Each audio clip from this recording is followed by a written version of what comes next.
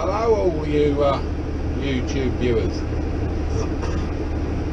Well, I'm sitting here waiting for my wingman to come round with his plough. I've broken mine.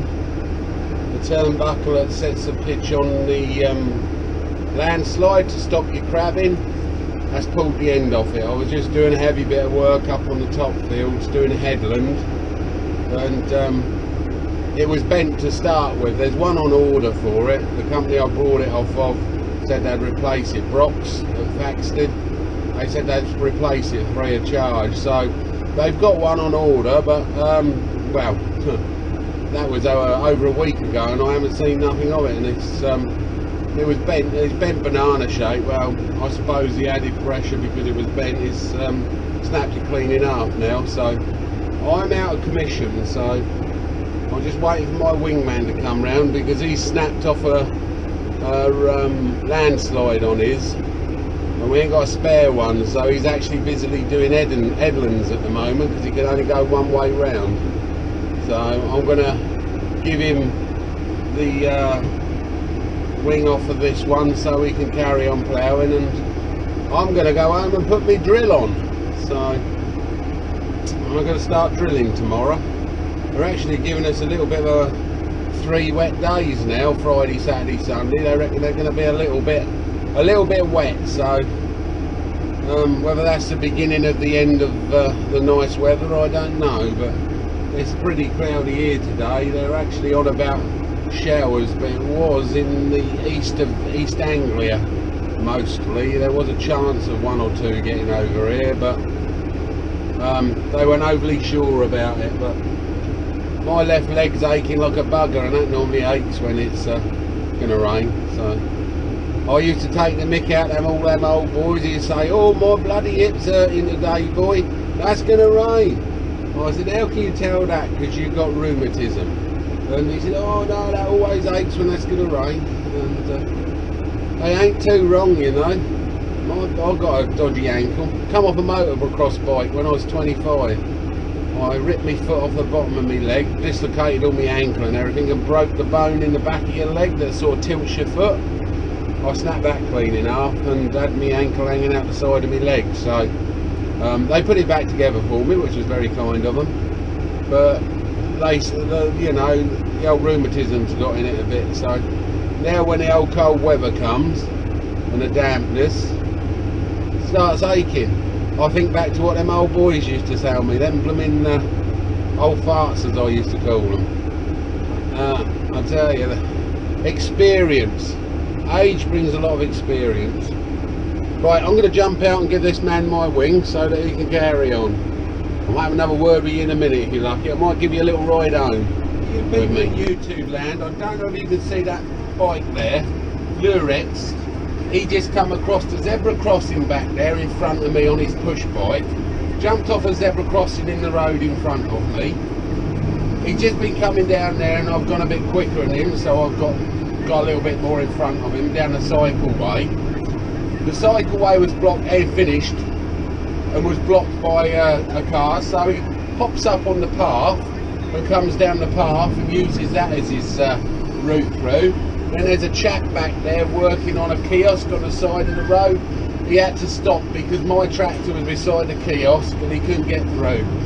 That's typical of push bikes this day and age. I tell you, it's disgusting, absolutely disgusting. I wish I'd turned the camera on 10 seconds earlier. You could have seen him in his full glory. We could have named and shamed him like they do to car drivers and things. Yeah, absolutely disgraceful. Right, I'm going now. I've had my rant. Here he is, just in front of us here. This chap on this push bike, if he's got a car licence, they ought to take it away from him. He don't care about anybody.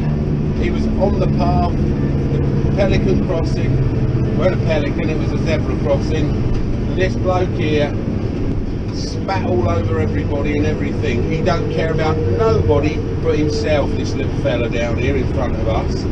He's a disgraceful, disgusting little man. Oh look, he's going my way. Let's hope he don't fall off.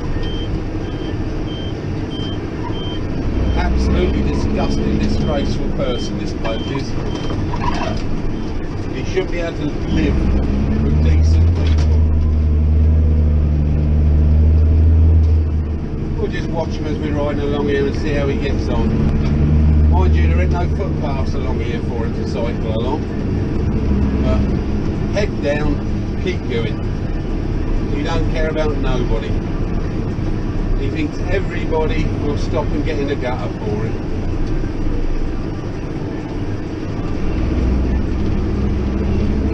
Bit snow through it.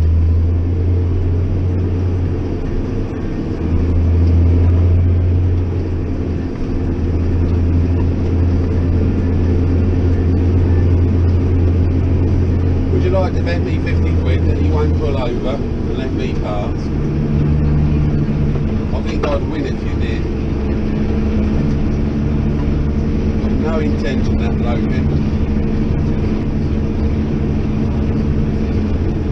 This is what I've had to put up with all summer. Head down pedalling. A cock in a cock suit. Say that. 19, 20 mile an hour. I've had this all bloody summer. Did you see him go around the drain? He does that, they do that all the time. They won't go over a drain, they're straight round in front of you. But if you run them over and kill them, it's you that'll get locked up for it. And pedalling along there. Not a care in the world.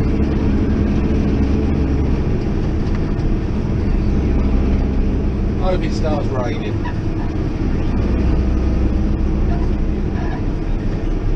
This is what I put up with all sodding summer.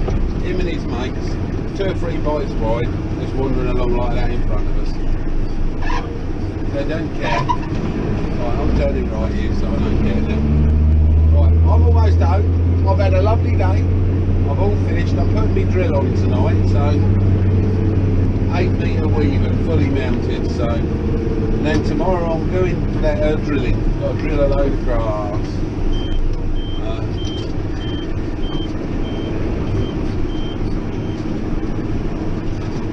There we go, home sweet home. I wonder if the wife's here. Yeah, she's here.